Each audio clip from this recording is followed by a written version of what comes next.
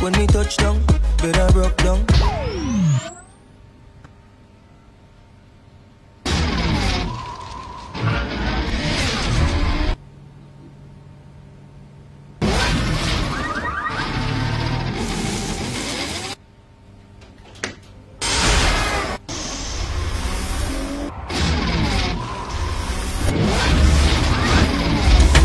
Gamtel G-Fiber, now you can enjoy super fast internet in gigabytes. G-Fiber is affordable, stable, secured, and accessible to homes, businesses, and enterprises. With Gamtel G-Fiber, the future is speed. Gamtel, creating a brighter future in communication. That's how she became mine and see that.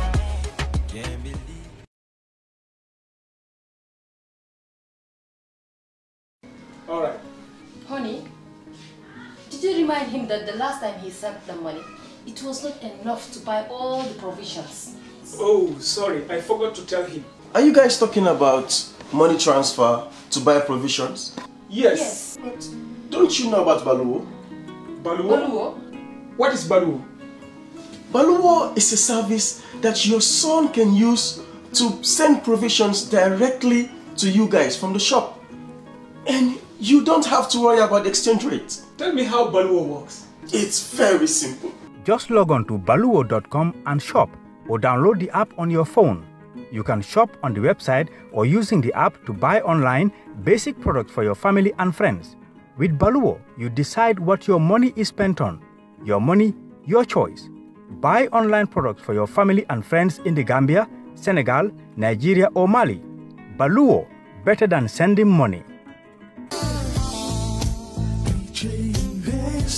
Are you thinking of owning your dream homes? EJ Investment is here for you. Secure our quality bungalows with 2, 3 or 4 bedrooms, or our story buildings 3 or 4 to 5 bedrooms at very affordable prices with flexible payment plans at our Sanyang Seaview Estate, where you can enjoy the cool breeze with modern infrastructure such as tar roads, covered drainage system, modern electrification with street lights, gated entrance with security posts, and social amenities such as gas station, shopping mall, medical clinic, park, schools, children daycare, and a lot more.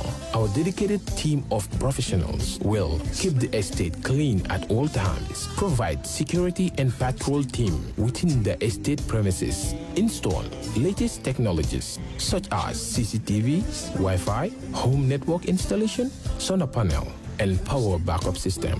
Also, check out for our additional home facilities and interior design service such as premium tiling, wall plaster, home landscape, fingerprint home lock, and a lot more. Visit our office at Senegambia Kololi Highway and get a free site visit tour, or contact us on 4464-838. WhatsApp us on 3259220. Or you can visit our Facebook page or Instagram on EJ Investments. EJ Investments, we are first in properties.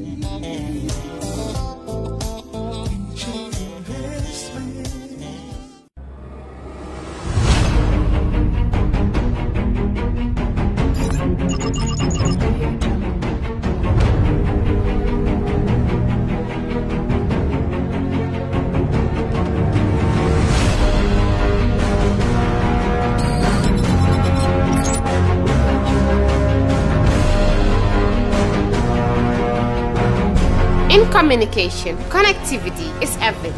We ensure that the links never sleep.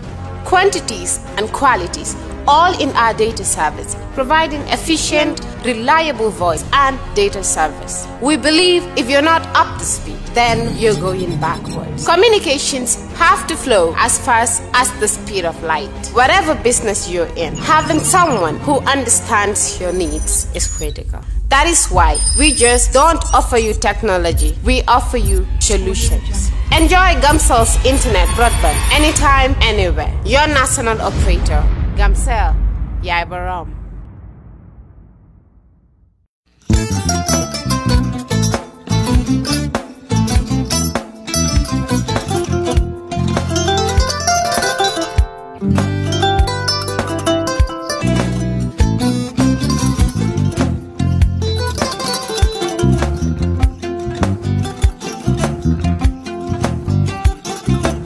Agada. Mbijan raganyadi. Albaka. Mbaka important. Yo, nga transfer la sto. Ya transfer la sto. Ha, code nyenje. Okay. What's that? Nsila ID soto. Ah, sa soto. Sorry. Agada. Mbijan bro. Albaka. Mbaka. Bara Allah service o tariya. Ah, mbare ki janna nun kunu bara tariya. Ah, jannom yona forest de bureau. Gambia tonkon na no mbari ya bere. Ah, birim ko na fo kato. Bari si kodo kino kato ni fo bolong blabe. 56 branches mola soto Gambia jam. Ha? Ha. Gambia kono ani Gambia bantala bankol. Nko kodo kiya bere. Kodo sifa fo falindiro fo nyaadi lafta memmen na kodi topoto nin kodi maraw. Jannam number 1 di nyonta. Andum fana nata anoda enterprise sotale. Wolam nyindi ko domorol fana kol fana be firale de dadi man domorol dil fana beteat. Gambia dawda yalo nga fa kendol sotale je. Ha, wo mo yo diat ha. Apelenta barka ba. Ni lafta nyelen kendol e bina. Yalo bu kanyi la ko la barka ba. Yalo ndel chosano lo. Abarka.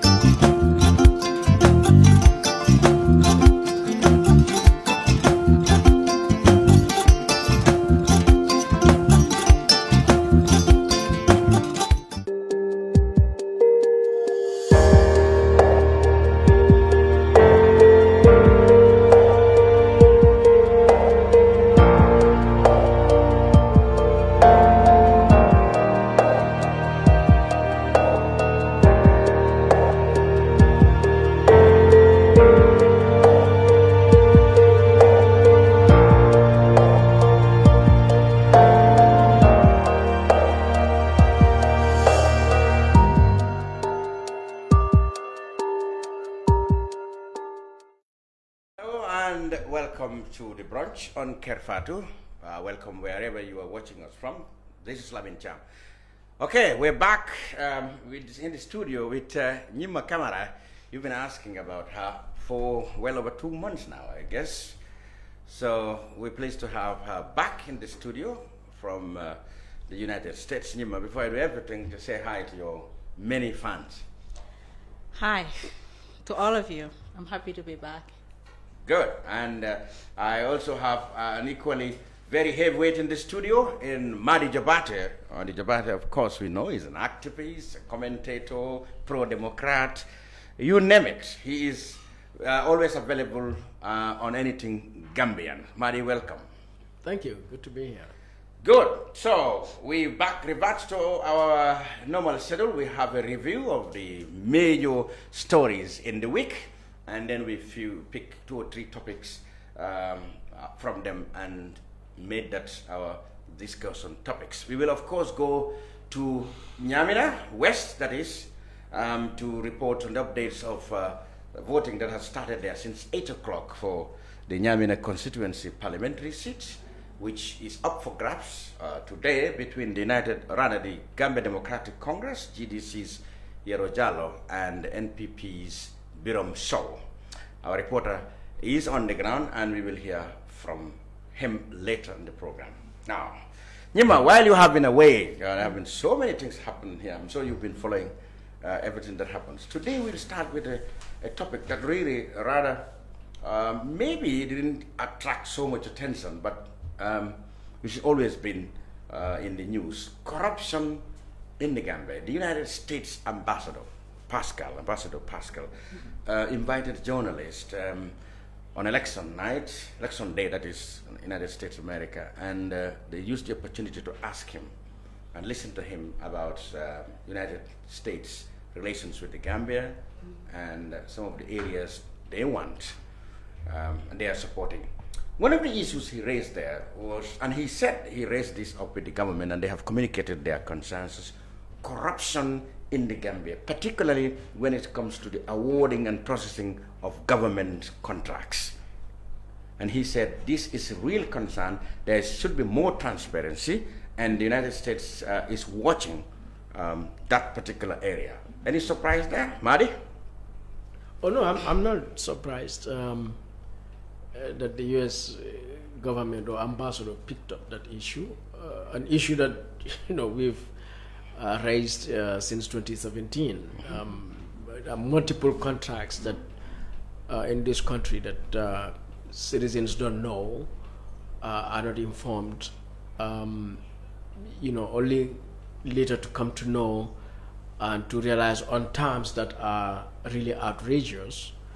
So from probably one of the latest, the security port contract at the airport, where Gambians are asked to pay $20 or any percentage at $20 going in and out.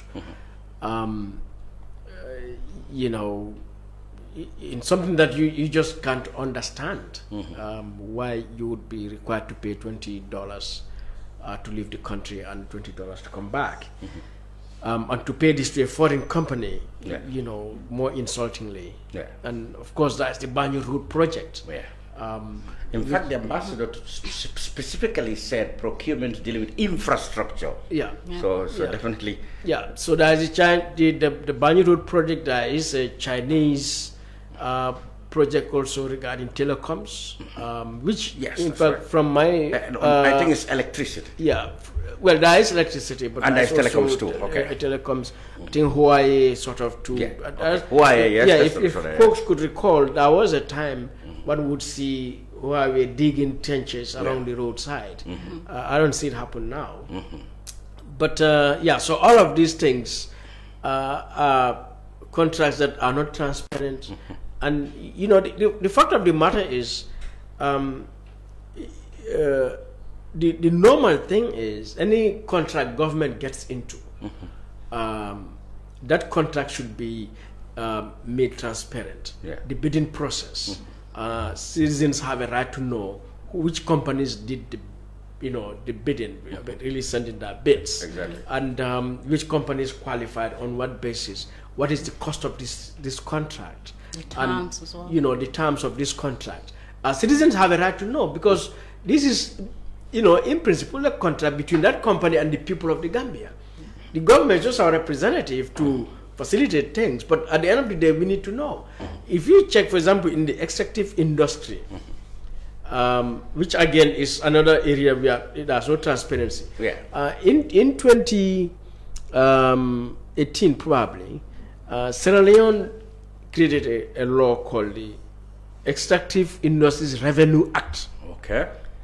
And when you look at that act, it tells you for companies wanting to invest in mining, diamonds, in Sierra Leone, rutile, petroleum, and other minerals that they have. It gives out a process that, the transparency from the moment the government makes an announcement for bids, the bids that have been received, and the opening of those bids, what are in those bids, and why, and how they choose which company to award the contract, and so on. So, the royalties that they have to pay, because ultimately the diamond in Sierra Leone belongs to the people of Sierra Leone. And so if a company is mining diamonds, we need to know how much they are making out of our diamonds and how much are they paying to the government. And that government also, the revenue from diamonds, how do you distribute this for national development? Are you going to create a sovereign fund account? Some other countries like the Swedish, and countries like that created, even the Gulf states, Qatar, UAE, they create something called sovereign funds. Special account that is used for purposely national development and not mixed with any other thing. So in the Gambia, we know mining is taking place, but there's we just have a mining act, which is very limited, very, it's not transparent at all. And simply because the mining act basically gives the minister, how would call it, unlimited power to take certain decisions that a minister should not take those decisions. So that unilaterally they can award contracts without going through, best standards in terms of. And the recent thing that comes to my mind is the IEC pulling and pushing with the Gambia Procurement Agency over a contract for election materials that they want to award to a certain company, EES something, and the GPPA said the reasons given, justifications given for that is not good enough, and they shouldn't go against. And the IEC is doing everything to defend awarding that contract to that company. I mean, which many people have said is either not qualified or doesn't have a good track record. Yeah. Corruption, yeah. So over the few months that I've been away, every week it seems like new issues come out, and it makes us forget the things that have been the headlines the previous weeks. One thing that has always been constant and something that we do not talk about often is corruption. Yeah. And I have always said this informally with colleagues, that the one thing that differentiates President Barrow's regime from President Jammeh's regime is how widespread corruption is right now. Because this is not to endorse what used to happen under Jammeh, but at least we know that the corruption that was happening under Jammeh was concentrated. Jammeh was a hardliner against everybody else, and corruption was around him and those closest to him. So at least we have an opportunity that after his regime, if the political will was there, we could recover, if not everything, but some of the things that have been gained through corrupt means. With President Barrow's case, there are so many people that we know of that we do not know of, who are taking for themselves whatever they can, whether it is land, whether it is other resources, whatever form that they can through kickbacks and whatever else. And it's going to be very hard to recover these things because these are people that do not have any face within our public realm. So we cannot necessarily recover these things, and it's very detrimental to an economy that is highly dependent on loans and our debt portfolio increasing every year. And you are taking as much debt as possible. You are not utilizing that productively. One, we are losing through the debt, but we are also losing from the money that's been acquired through the loans and grants that are not utilized in the right way.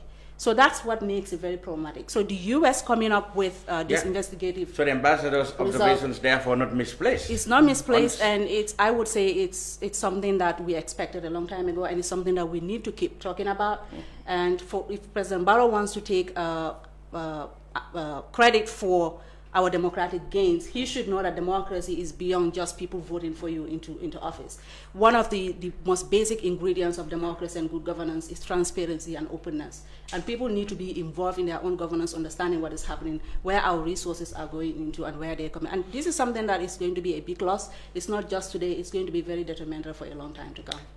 Before we exhaust the topic, the latest and the biggest one was this Chinese company, TBA, which the National Water and Electricity Company wrote notifying people, especially the bidders, the other bidders, of their intention to award a contract to Dutch company because they believe it's the best, the most responsive bidder. It was second to last among the highest bidders, $19 million, or some 212 or so, over $200 million contract. Now, that really caused an uproar because when it became public, people wanted to know what is the connection between that company. What other advantage? Is it not because they are the ones who paid $35 million into the First Lady's foundation? We remember that. Until the foundation, two people from the foundation resigned over the matter. A member of the foundation said they're going to investigate how the money got into the account. Later we had an explanation that the money was in fact used to hire flights or was meant to be used to hire a flight for the president to travel to China. But, okay, even that has all those things happened. But morally, can we justify and morally defend giving a contract to a company which really we had was involved in some allegations of, if not teasing, but or rather corruption, but enticing or inducing, allegedly, people very close to the to State House. First of all, this is the sad part. You have government institutions or administrative bodies that are set up with a mandate, and when something that is supposed to be their role comes up, they are being bypassed. It shouldn't be acceptable for any public institution to announce bids by themselves, to award contracts by themselves, without working with the authority that is set up purposely for that, for that role. Maybe they have contacted GPA, but the other issue, the government, Minister of Information has been saying that the bid went through all the transparency process. In fact, he said it was sponsored, initially he said it is funded by World Bank, who has some sort of a role in it, but then the World Bank called to express concern that they are funding it, but they haven't had any influence in whatever NAWEC will do to award it to. Yeah. So what is quite questionable is whether it's coincidental that a government a company that offered, 35 million, to the First Ladies Foundation for whatever purpose, should, now, be the winner of a lucrative contract like NAWEC thing. And then, what happened, what we heard later is that some of the bidders offered up to $14 million, and they said the job can be done within 14 million. So why the 19 million? Cham, before we get to all of that, no government, serious government on earth would have its president want to travel abroad only for a private company in another country to pay for the trip of that president. That is, if we take the narrative by the FAR Foundation that money came for the president's trip, to pay for the president's trip to China. One would have expected the Chinese government, if they had invited the Gambia government to bear the cost of that, because they invited the Gambia government, or the Gambia government should bear the interest to go to China, would pay for itself to go to China. So that alone should be very concerning to each and every citizen, because for a private company, foreign company, to pay for our president, that effectively means our president is bought. If a private company can do that. It spells corruption. Yeah, so it's corruption, it's bribery, and is a threat to our national security for a private company to pay the trip of our government. Or to have offered. Right. And what is their interest? That would be the question. Exactly. Yeah. So that interest, that's what borders on national security. Exactly. And so when we go down the line, and you have this contract company, and you have their name surface. Yes. So there is no way anyone can justify that this is coincidence. No, it's designed. This is designed. All right. And I wish we had a National Assembly that would have taken up this matter a long time ago. I wish we had an Attorney General that would have taken this a long time ago to take the FAR Foundation to court to be closed and to be investigated for corruption. And our Attorney General, this is what he needed to do. Because this is bribing, institutions, individuals in the country in a way that threatens our national security. So when we get to this point, and now you go and award that contract. Well, what we know is that NAWEC has given notice of their intention to give it to them if within 10 days the other bidders haven't put up a genuine concern. But when that notice was public, people, there was an outcry. Look, these people shouldn't have been considered in the first place. Two, they are not the cheapest, and two, they had this history, which really doubts people's confidence in them, so they shouldn't have been involved. Here's what I wanted to add to what Madi said. I think, first of all, we have to acknowledge that our institutions are failing us. They are not living up to their mandate and their responsibility. Secondly, as soon as it gets mentioned that there is a company who is in the midst of bribe and corruption allegations, that's where it becomes necessary that company, whether it has been proven right or wrong, that company had no business shouldn't have been working with a government institution because already they have been compromised. So it cannot be a coincidence. Even if it was a coincidence, it's a coincidence by negligence. That company has no business working with us. And the government said they found that they are the best company, and the other bidders are just failed bidders who are intending, or are perhaps jealous, and they are misleading the public. And I don't know what principle in procurement this is about. I'm not a procurement expert, but I don't know. But they are the second highest. Yeah, fine. But I don't know how or why, like NAWEC, any organization like that, would open bids and companies bid, and you award a contract to one, and then you ask the others to justify why we should not give it to this one. Yeah. I mean, those ones are not to justify for you to give it to this one or that one. They may challenge your decision, fine. But it is you who opened the, called for bids, receive bids, and analyze, the strength and capacity. That you come based on your criteria to decide that this is the company that whose bid has won. So the idea of giving notice to other bids, for me it is just cosmetic to divert attention, to try to legitimize an illegitimate and unethical behavior. You mean their mind is already made up? They just want to legitimize. But Cham, I think on this corruption, what you got to say is, as Nyima said earlier, corruption is more prevalent.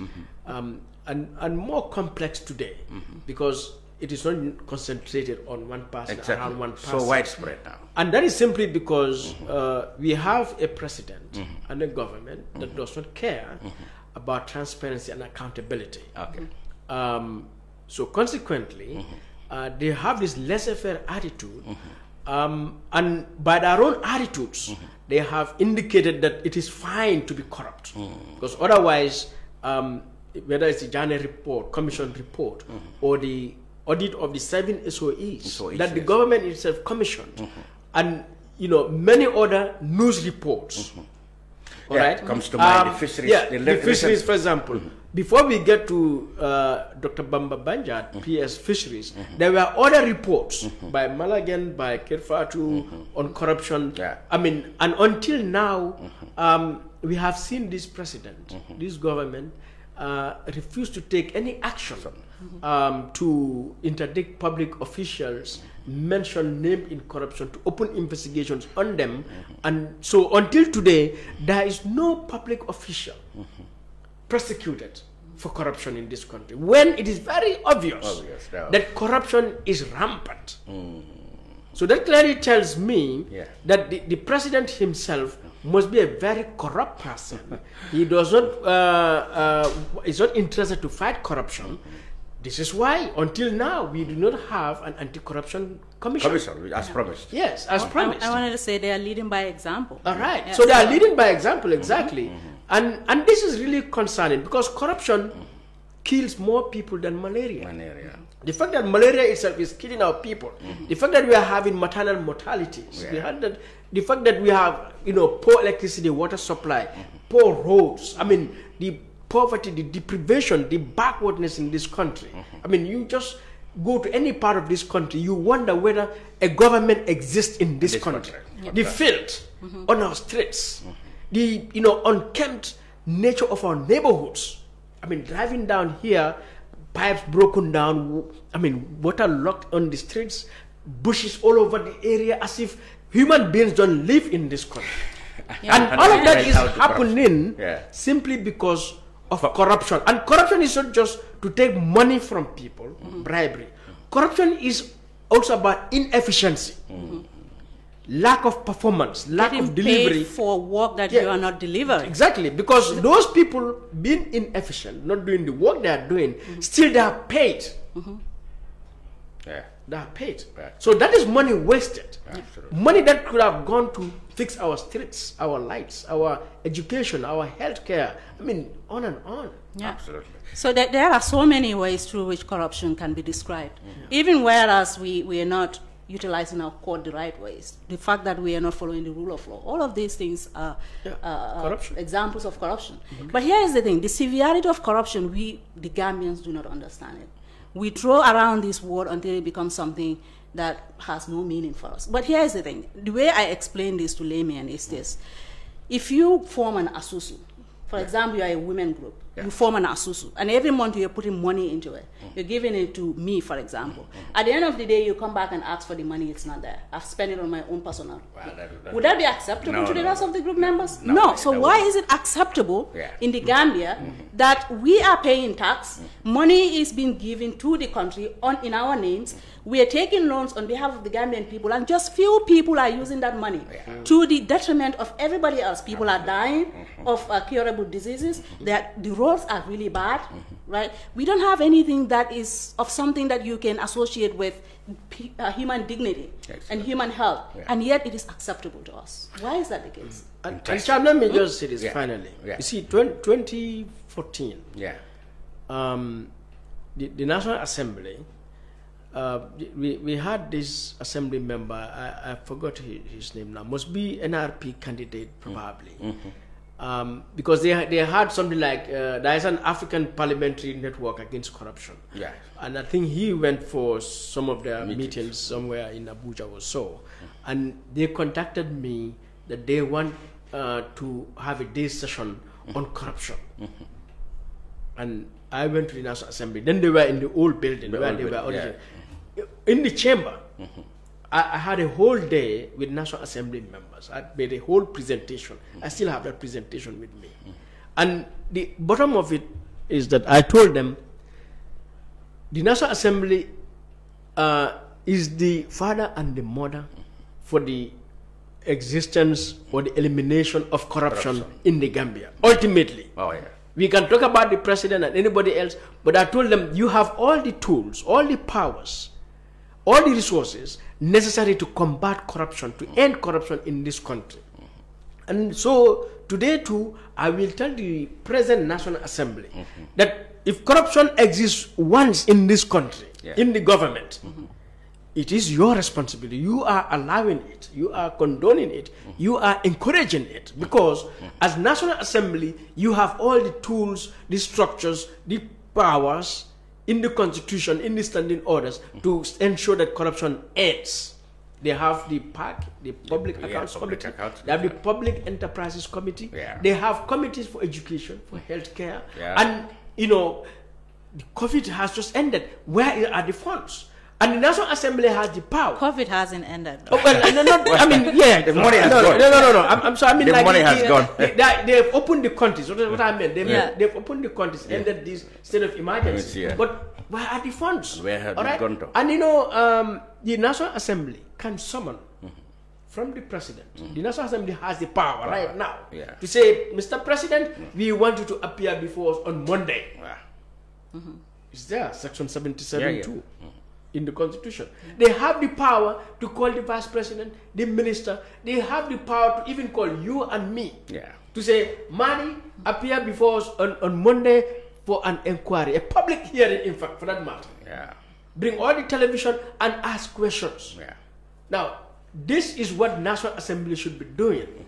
And if they are not doing it, they are encouraging the corruption that is taking place. All these issues that have come about that the U.S. ambassador talked about, the reports of Malagan or Kerr, Fatou and other newspapers, I mean the reports of the government itself, the Journal Commission. The National Assembly has all the powers to get to the bottom of this. Institute a public hearing so we know, and they ask questions to the relevant persons. This is shocking that is what happening. Right, we changed topic. The biggest topic was, of course, there has been an exchange of words between elements of the opposition, politicians, and the state intelligence agency, that is the SIS. Both Fatou of the GMC and lawyer Usain Dabo really suspected or feared, expressed concern that the state intelligence service, SIS, is still up to their old habits of intimidating the opposition. Lawyer Dabo alleged that there were plots to destabilize or cause confusion in their Sanyang Foundation laying, by getting somebody from the NPP to invade the gathering so that there will be commotion, and then they can use the criminal justice system to get them, drag them to the court, perhaps in a bid to disqualify them from contesting. The SIS, it must be said, said they have reached out to the UDP and assured them that there was never any such plan, that the institution has transformed itself now to be very transparent and professional, and that in fact since the change of regime, the SIS have never even arrested anybody or detained or tortured anybody as it used to be the case in the past. However, my party, you know, just to put it mildly, remains to, remains to be convinced that all tactics are still not being used by the SIS, and it must also be said that they said this is all part of either the non-availability, non-existent, or very little being achieved in terms of security reform. For example, do you believe Ousainou Darboe will come out with such wild allegations that he has information? In fact, they said nothing can be hidden. There are people in the systems everywhere who will inform any nefarious plan that has been made in the government. From the cabinet, he said, write down. Do you believe the SIS or lawyer Darboe when they said, when each came with a person? I completely believe what lawyer Darboe and my party said. You know, Cham, one of the ways I assess the remarks of politicians is to look at it from 2 points. What they say, who is it benefiting, or who is it seeking to harm? Okay. So that if Ousainou says this, what benefit, say, let's say it's UDP himself, what benefit is he seeking to obtain? Because clearly to me, Ousainou or my party would not say this in order to benefit from popularity. That is true. Let me buttress. My father, in fact, has his own claim. He said they've posted intelligence people around his home. He said that. Fine. Yeah. So, because this is not something you would say targeting the national intelligence in this present dispensation with the intention to obtain votes, for example, or popularity somewhere. And suddenly, the National Intelligence Agency is also not an institution that Ousainou or my father would identify as an agency to target, as an entity to target. For what end? Because they would have targeted NPP to damage the profile of NPP or some other political opponent, but to target a state institution, particularly intelligence.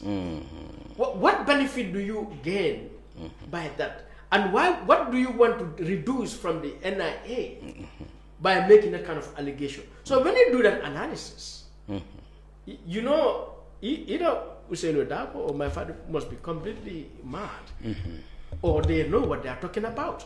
And I know what they are talking about. I believe it because myself, I was part of a list of people. So was I. All right. And I got contacted by an NIA agent who told me what was happening. That you must take that seriously. Seriously. And spoke in ways that I have no reason not to believe him. Because when he sent me the information, my first response to him is, I said, thank you, I hear what you say. But I said, you know, in the work I do, we've also done a lot of security trainings. We also understand security. Because they can use an agent to pass you information. Yes. All right? Okay. As a ploy to get you into a certain kind of reaction. So, understanding intelligence, you know, I mean, as someone working on human rights and democracy, I mean, having gone through various trainings in and out of Africa, I understand what they are. So when that person sent my information, I wasn't excited, and I know what questions to ask, what position to take, and I have confirmed that what he said is true. So so this is true, but all of this is just to say, certainly there's no security sector reform, and I take it with great pain when you yourself as Lamin Cham would refer to NIA as SIS because it's illegal, it's unconstitutional, that name, SIS. It doesn't exist. You know what I'm saying? So it was illegally changed. It is illegal. The Constitution, didn't follow the process. what it says is NIA. Yes, The NIA Act, what it says is NIA. So until and unless we change that Constitution, and that NIA Act, it is illegal for anyone to call it SIS. To call NIA SIS. But then does it change the fact that we are talking about the same institution? No.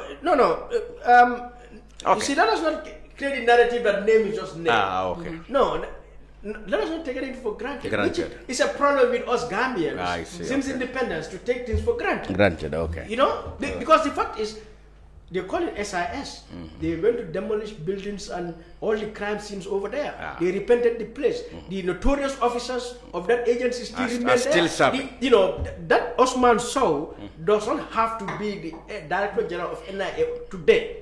You understand? When we got the change in 2017, one of my first campaigns was that the NIA should be closed. All right? All staff put on suspension, and independent body created to audit create the a place. new organization. Yes. All right, especially when we are having the TRRC coming to guard the place, because NIA is a crime scene. So, I mean, how many witnesses at the TRRC talked about being subjected to all sorts of brutality inside the NIA? Yeah. But you pass through that NIA now, you go there now, it's like a hotel. Yeah. Yeah. So, and that tragedy, that in itself, you believe, is a cover-up. It's a cover-up, and for me, no one is responsible for that cover-up than the president himself. Yeah. All right? Because the president of the Republic of the Gambia takes primary responsibility for the NIA according to the NIA Act. And so when we have a new president, it is your primary responsibility to make sure that NIA is protected. That is, it is preserved as it was for the purpose of investigation for accountability. But for that president to allow the transformation of that place, purposely to cover up evidence, to wipe out evidence, nobody takes responsibility for that crime than President Barrow himself. Particularly when you consider in May 2018, there was an NIA legal advisor called Momodu Baji. Yeah, exactly. He wrote, as the legal advisor, wrote to the president, highlighting corruption and tampering with evidence in the NIA, only for the man to be, hunted down. Hunted down. I mean, it's beautiful. Nyima. When you had that, when you had these politicians, well, they could be crying wolf, no? I mean, just to paint the government bad. So it's not just politicians. Here's the thing. The disclaimer is we may not have tangible evidence for what has been said.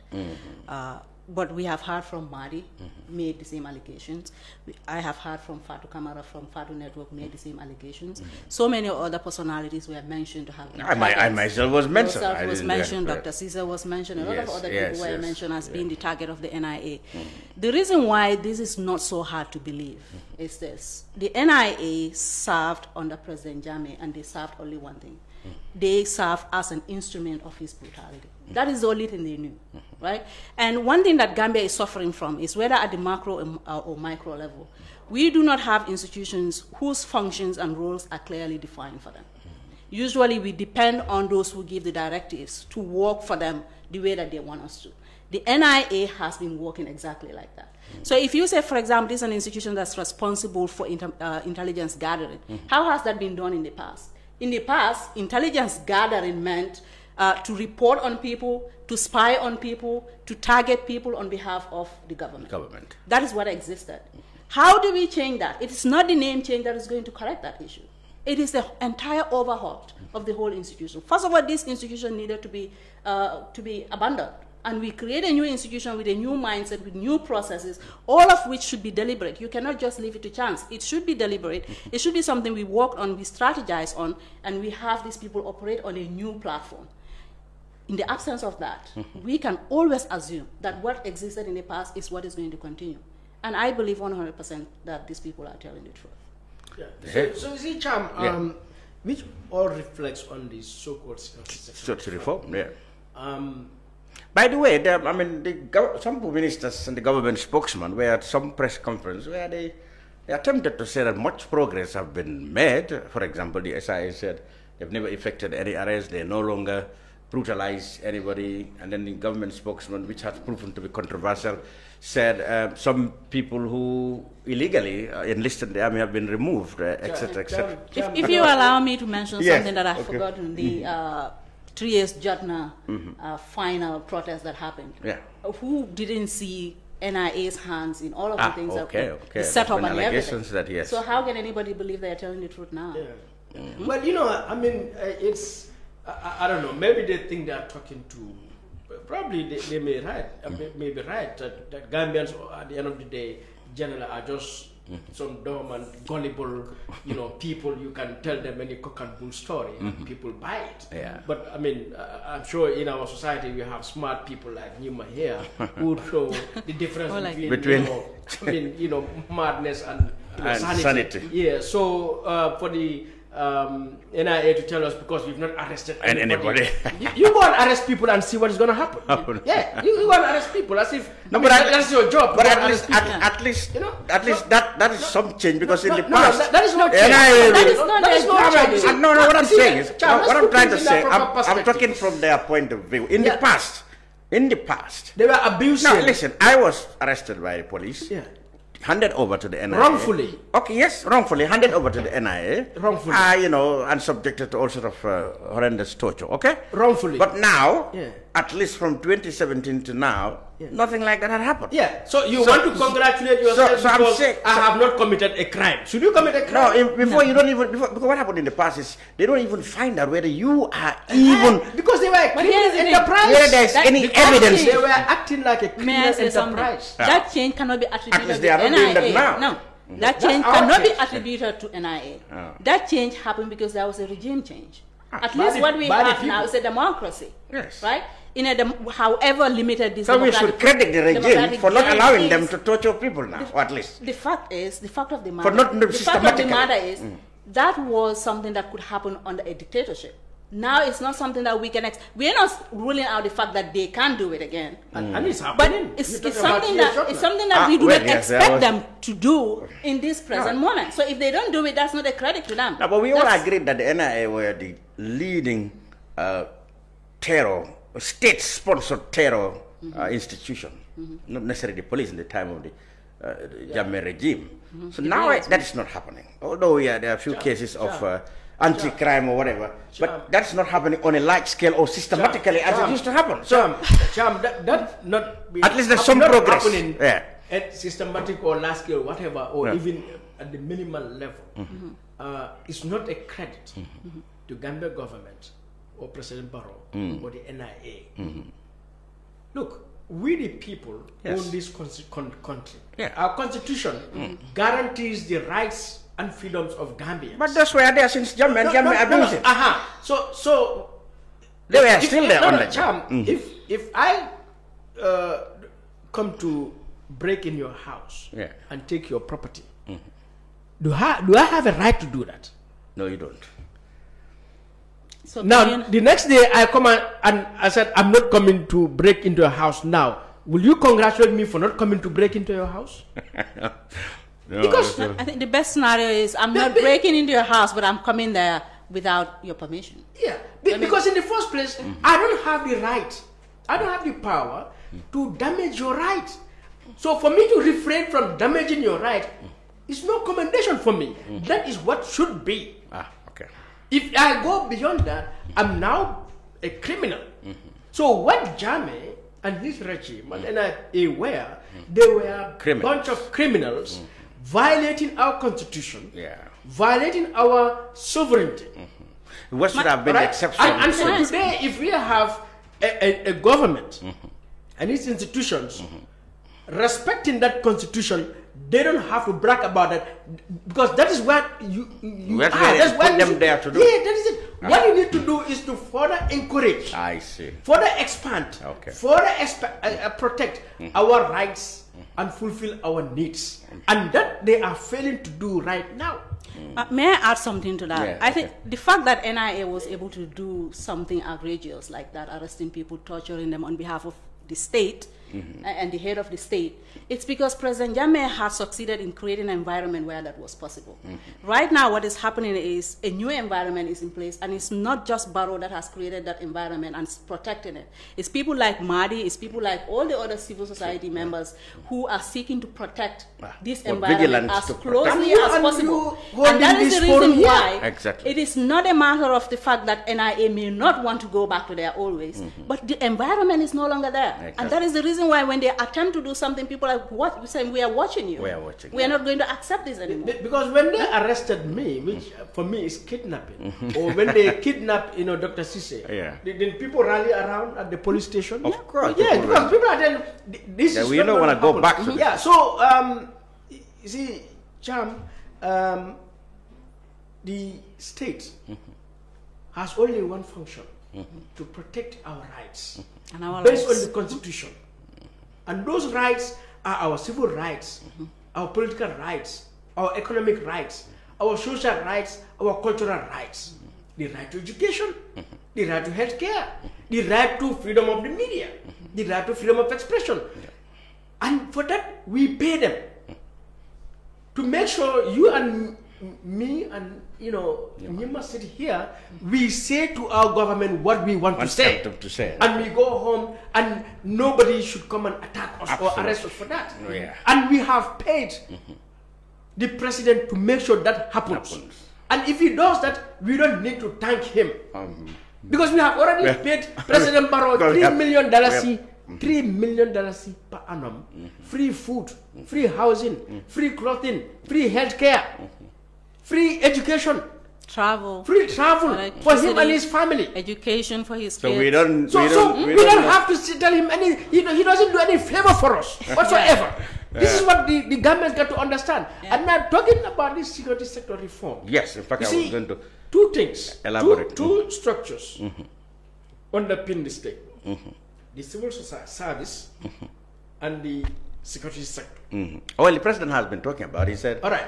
He said they have audited the staff and they came out 3,000 ghost workers. They've removed. You see, the issue he said there is some progress. Yeah, but the issue is not just ghost and they workers. said they removed them. He said they removed and they profiled. I don't know what he meant by that. They said members of the security for were profiled. Let me say this. Let me say this. Well, he said so. He said 3,000 people being removed from the civil service. He said ghost workers were found. No. You see, I don't know. We need to get ghost workers out. That is true. We need to stop paying, dead workers. That is true. Yeah. But civil service reform is way more than that. Because at the end of the day, the engine of growth, the basis for rights protection, for service delivery is the civil service. Because that is the heart of our development as a society, as a country. All the institutions in the public service or civil service, these are the institutions that are responsible for regulation, that are responsible for tax collection, that are responsible for law enforcement, that are responsible for service delivery. They are all civil service, public service institutions. So the development of any country in the world, go and study Sweden, Japan, France, United States, New Zealand, anywhere where they said this country is developing, there is protection of rights, there is peace, stability, because of an efficient, professional civil service, merit-based civil service. Now, that is what Barrow failed to do since 2017. So to sit here and tell us I did an audit 3,000 workers or I'm doing spot office checks, I mean unannounced business, that is the strategy of a dictator. That is dictator's strategy. That is still to cover up the mess that is happening. We don't need the president to go on make surprise visits. Surprise. Tell them I'm coming to your office for this purpose. Oh, I see. Right? But beyond and above that, at the office of the Secretary General, at the level of the PMO, they should have developed necessary tools, processes, instruments, resources that are going to be delivered to the civil service, that members of the civil service will perform their job. They are held accountable. But our civil service are delivering. Absolutely. So that is one in terms of the reforms that we failed to do since 2017. Then the other reform is security sector. Yeah. All right? Because security sector is heavy. Because this is where government utilizes force and violence. Because that's where force and violence exist. Because they are the ones with guns. Absolutely. They are the ones that can arrest you, detain you, imprison you. So that those institutions are very, very important, very critical. Yeah. The police, the intelligence, the military, the prisons, the immigration, the customs or GRA. These are very, very critical. I mean, drug enforcement agencies. These are very, very critical agencies because they can damage your right in more serious ways. I mean, you had an experience. Yeah. All right. So to reform that, we need that urgently. Because the only reason Jammeh and any dictatorship in the world, study dictatorships around the world, there are two weapons, is the civil service and the security sector. The civil service through administrative means, through political means, I mean through other regulations, they can make a law right now and limit your freedom. You know, they can put you through a court case, create evidence, and then they send you to jail. They can send agents in the middle of the night and grab you and execute you like they were doing. Yeah. So these two weapons are what create democracy or dictatorship, depending on how you manage them. Right. Right now, Barrow is leaving them exactly how Jammeh left them. It is only thanks to the almighty people of the Gambia who are determined to stand to defend their rights, which is the reason why we have restrained them. But they are behind the door. If they see any chance, they are going to jump on you. They jump on many people. You know? Yeah. They jumped on many people. They jumped on me. They jumped on Dr. Sise. They jumped on, other politicians. So this is the point we got to realize. Yeah. That, we have to have a reform of our security sector. The mindset, and not just their mindset and, the instruments and the way they operate, but even the living conditions, the working conditions. You go and visit Bundum Police right now. I mean, it's not fit for human habitation. No human being should live inside Bundum Police Station. Let alone be detained. Be detained there. Visit Saguna Police Station right now. It is dark. It is filthy. It is smelly. They don't have basic resources. You want paper to write a statement, it's a difficult thing to get. Go and visit anti-crime unit head office. The whole compound, the whole complex is not fit for a state institution. So our men and women in uniform, they have been abused themselves. Absolutely. They have been disrespected. They have been subjected to inhuman conditions. I mean, how do we expect to have, security sector reform in conditions? Right, you go to the prisons. I went to the prisons to visit the prisons in October 2018 or 19. My brother, prison quarters. I was angry. I'm like, you people are no different from these prisoners. Well, the president has just been talking about it. They said they have a plan. They even have, this thing to build a new prison to change the whole this thing. He said, look, the thing is, the government would be the first to do it. I was part of a so-called prisons reform committee. That's what the president was talking about. They even have this is like 2 years ago. Plan and they had a budget. We visited. That is the visit. We visited Mile 2 prisons. But he said the conditions there are changed now. No, that's not true. That's what the president said. No, that's not true. Well. All right? I'm going to tell him in his face that is not true. All right? I visited that place, Joshua prisons. It's horrible. We reviewed the act. It is between the Minister of Interior and Minister of Justice. 2 years, they cannot put it before National Assembly. And you say you are serious about security sector reform? I was part of a committee that reviewed the Drug Control Act 2 years ago. Up to now? Up to now, it is lined with the Minister of Interior. Why didn't you take the bill to the National Assembly to change the... Because if you want to do security sector reform, first and foremost, change the laws that establish that institution. And this is the act. Who is reviewing the Gambia Armed Forces Act? What is happening? The Police Act. Yeah. Why is it not been reviewed until today? Oh. The NIA Act, why has it not been reviewed and amended, taken to the National Assembly to be amended? So you believe that you are not serious about as long as those acts that establish this institution are not themselves changed, Anything you do is meaninless. No headway. Yeah. May I say something quickly? Yeah. I think, Madi, you're touching on a lot of things here that are relevant. But here is the thing, and what really disturbs me is when we assume that change comes by just providing things in piecemeal. You are just taking the lazy approach when you do that. If you have come from a regime like as repressive as President Jammeh's regime was, every sector that you want to change, you want to strike at the heart of that institution, which is to overhaul the entire culture, right? We had an authoritarian culture in place. We need to replace that with democratic culture. First of all, you sit down and say, what processes align with democracy? What sort of vision, what sort of goals can we set that aligns with democracy? That's where you begin. Wonderful. Right? How do we change our laws to align with democratic culture? That's where you begin. And all of these things is not just throwing things around. It's sitting down and strategize, bring people together, and work on establishing this culture first of all. If the culture is there, when people come into it, they are going to abide by the rules and regulations that are based on that culture.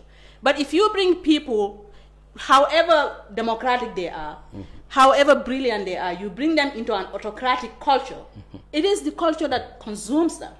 They can hardly change anything from within because the culture do not align with who they are. That's where you begin, first of all. Yeah. When you are able to do that, when you succeed in doing that, you make sure you pump resources into those institutions so that they can be independent, they can be efficient, they can be effective. Any underfunded government or state institution is prone to corruption because what the deficiency that the deficit that is there, the deficit in terms of resources, they will always make sure that they balance that deficit by taking it from other people. And that's why we see the police, for example, when a crime is being committed in your house, you go there, they say, we don't have a car. Fuel our car first, right? Pay us, do this, do that. Because the resources that are supposed to be given to them by the state is not there. So they are leveraging on that from the people, and this is where corruption happens.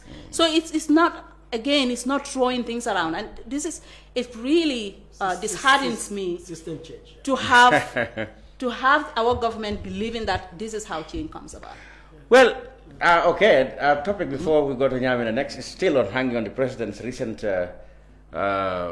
press conference with iAfrica. He said, and Madi, you picked up this issue, he said institution like, he wants every media house to be like iAfrica, because he said those people are professional, they are neutral, and he wants everybody to be like that. And he also said that people suppress what is really positive, or they will put the government in a positive light and use negative ones that will put the government, give them a bad light, etc. You and other people in the media said the president is just doing the in fact, he said they had a decision to put a moratorium was it a moratorium or just to stop that frequent face-to-face that he does with the media.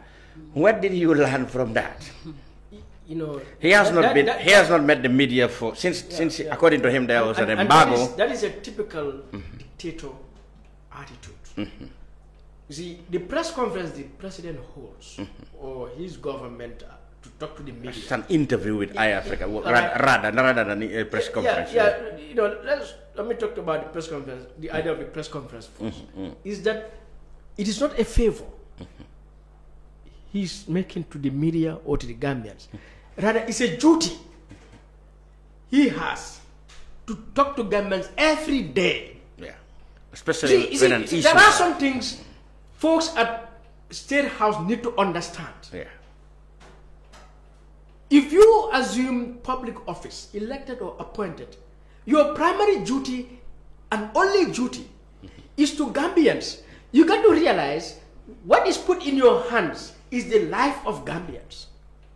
The lives of Gambians.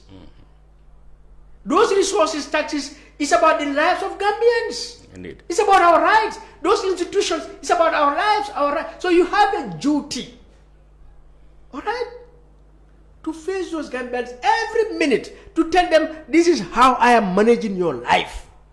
So it's arrogance, it's ignorance, it's dictatorship for a president, for any public officer to create that shameless narrative that I will not give a press conference. I have put an embargo. You have to. I mean, these are all system change issues which that we should create laws that would make it mandatory for the head of state to give a weekly press conference, if not daily. That should be basic democratic good governance attitude. Well, they started well, it was going happening, but later they did not explain officially why they stopped it. But many people believe it has to do with questions that the president were not comfortable with. You know, but you see, they don't have to be. And now he picked. It's very sad. Well, whether he picked or he accepted the request annoying. for iAfrica to do it, and he's saying that all the rest should copy iAfrica for one reason or another. So here's the sad part also, Madi, if you will allow me. It's our understanding about democracy. Like, we choose a regime that we do not even understand, and we are not willing to learn about it. The president doesn't understand his role in this regime. That's the whole thing. Because first of all, it is not just even weekly press conferences that are necessary. The media has every right on behalf of the people to want to ask questions from the president. And they have the president has a responsibility to provide answers. To provide answers to the people via the media. If they're failing to do that, they're not doing so. What alarms people is that it's an embargo not to talk to any media. And they say that comfortably. It reminds you of President They say that so comfortably as if that is the normal thing to do. It's not the normal thing. It reminds you of President Jammeh, and every day they argue that they are different from President Jammeh. That's what President Jammeh. President Jammeh said nobody should even cartoon him. That's a very shameful, scary statement for our president. To talk about putting an embargo. That is like, I'm not going to report to you Gambians. That's what it means. It's an insult that every Gambian must be so angry with right now. For the president to have the audacity to tell I have embargoed to talk to the media. Look, the president, number 2, Gambia journalists, they have Gambia Press Union. It's Gambia Press Union that should tell Gambians which journalists are neutral or professional or not. They have a media council. They have an ethics panel. They even have a journalism award. To recognize excellence and professionalism. It's not the job of the president to tell which journalist is doing the best or not doing the best. Well, he didn't name names, but from what you can understand, he preferred or he thinks iAfrica. That is not his job. And that is a very arrogant, condescending remark that everyone, anyone who understands democracy and good governance and human rights should come after the president to make him withdraw that statement immediately. Because these kinds of statements, these are what Donald Trump is using in America. If you are so corrupt, so inefficient, you want to be held accountable, Section 208 of our Constitution says the media has a right, a duty, to hold the government accountable on behalf of the people. But if you are so corrupt, so inefficient, you don't want to be held accountable, you call them fake news. Fake news. You call them unprofessional. Bias. You call them bias. So let the president. Why do you that is why do you ask this question? Yeah, well, I reacted. Yes, and I called on GPU to address the president that remark is against freedom of expression, freedom of the media in the Gambia. That remark, all journalists, the Gambia Press Union should see it as violence against the media. Because immediately what the president is doing is now classifying journalists as good and bad, and that can cause any zealot which is what to go and attack any media house, you know, because you feel that media is not for your president. I think what makes him different is that from Jammeh, he did not particularly name media. He doesn't have to. That he said media. That is fine. That he will postpone on. He's setting the stage for it. Yeah, that's right. That's right. So what do you make of it? I mean, he first he said for the first time that in fact there was an embargo. That's why they were not coming to meet the media all the time. And then he said if there was going to be a lifting of that embargo, the first thing is going to start with iAfrica in particular. I mean, many people aren't happy with the fact that, like you said, he is now telling everybody that iAfrica I prefer, the rest I don't. Now this will reflect on government officials who could now ignore or refuse to be available to other media who want them to answer questions about what's happening. Yeah, I mean, I had similar reaction to Madi, and I also I commented on it briefly. And when I heard it, I was really sad for 3 reasons. One of the reasons is here is a president who is claiming to be democratic, is violating the tenets and principles of democracy so boldly, so openly, without any sense of remorse, without any sense of just contemplating what the consequences of this could be, what the impact could be on the people. You are denying the people a means to communicate with you, a means to give you feedback about their dissatisfactions or their satisfaction about the role that you are playing on their behalf. Yeah. If you're not speaking to the media and the people do not have direct access to you, how do we know what our president is doing? How can we convey our questions? How can we convey how can we play our role of accountability? This is what you are denying to the people. The second thing that makes it really sad is that it's a threat. It's a threat to the media, and it's reminiscent of the past. Exactly. It reminds people of what happens in the past. When the media is seen in this light, what the president is doing with that is setting the stage that I'm going to handpick media houses and journalists that I do not agree with and subject them to the brutalities that used to exist in the past. But thirdly, it is also creating a division within the media fraternity. Yeah. We have seen this happen with which he cannot do.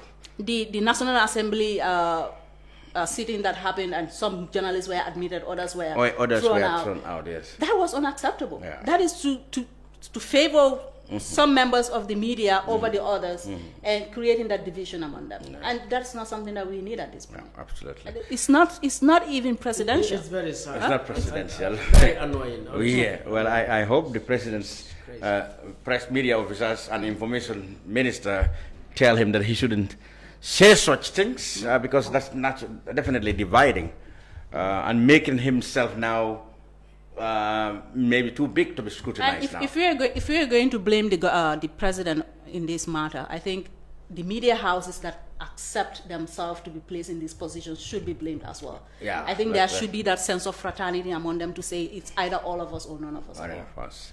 Yeah. Indeed. Finally, Nyima West, a little over 4,000 people, I guess, according to the register, at the moment. At least until 6 o'clock, 5 o'clock or so, going to the polls to elect a National Assembly member for Nyima West to replace Demba Sow, who died in January. But of course, we knew that the IEC said they couldn't hold elections, as the law says, immediately after because of the COVID restrictions, etc. And now GDC, the party that really, it can be said, is stronger there. Before, the GDC won the seat, both the presidential and parliamentary elections. Now the NPP is putting up a challenge there. We hear that both have put up a big fight, and each has really vowed to pick the seat. Now let's look at the importance. The GDC is backed by the United Democratic Party, not backed but supported by the United Democratic Party, because there are some United Party supporters there who have, well, the UDP wants them to back a GDC now and not NRP before, because during the time of their coalition they backed NRP. So with UDP backing NRP at the time, they couldn't still beat the GDC candidate there. In the presidential election, both Mr. Barrow's and Mr. Jammeh's votes were doubled by Mr. Kande's votes. So, demonstrating, of course, that the area is GDC, true and true. But from what you have been hearing, Madi, would you snake your neck and said this seat will retain by GDC, or perhaps it's going to be taken by the NPP? The NPP said this is a litmus test for them. They must win this at all costs. Hamad Ba and so many other senior government officials are there. Hamad did not make any secret of their intention to go there, campaign. We've seen ministers taking to the, the platform to talk about what Jammeh or what Barrow wanted to do or have done and need to do. There are allegations of them pumping money, promising heaven and earth, which they denied, of course. But they are not taking this seriously. But do you think, even if they should win, should that Nyima seat be any yardstick to measure the popularity of the NPP? But then what we do next is we go to the ground before we have our comments. And our correspondent, Buba Gajigo, is there. Buba, are you with us now? Hello, Buba. Well, we seem to have problems on the line. We will fix that. Hello, Buba, are you with us? We've lost the line to Nyamina. Okay, before we reconnect, can it be called, is it a good yardstick, even if they win the NPP, to say this is our first seat and therefore we are popular around the country, as they want us to believe, if they win it? You know, in my role, I have a limitation to engage in partisan issues. Oh, I understand. I may not be able to talk about why UDP or NRP or GDC. But you can talk about the process. So probably the process. Yes. And to first of all say it's long overdue that the IEC had to wait for so long to hold this press conference. But this election. Yeah. Even with the COVID, there were measures that could have been taken way back in March and April to hold this election. Yeah. Number two is that the electoral process that is unfolding, there is need for political parties, but civil society and IC particularly, to address the issue of the presence of ministers at that level. I've seen people try to defend that ministers are political appointments. Yeah. So there are political appointments by the president to promote the agenda of the president. All right. But when it comes to partisan issues, particularly on elections at a local level, for a national assembly, it is not a matter for ministers. But ministers are very much, you remember in the First Republic, ministers themselves are parliamentarians and they naturally have to be involved in politics. So we are not in the First Republic now. Number two, our constitution is different. We were a parliamentary system like the Westminster system in the UK. What they have there, ministers are also parliamentarians.